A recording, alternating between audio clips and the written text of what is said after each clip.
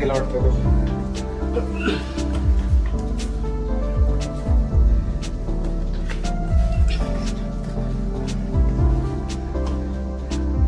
Almost पोहोचला आपण, थोडंसं बाकी. तर वरती गेला बंडलने भरतो. चला बाय. तेव्हा एक पाणी टाकी छोटीशी, पण खूप लहान आहे वाटतं सध्या. अजून 2 मला वाटते आहेत, अजून 2 मोठे मोठे आहेत.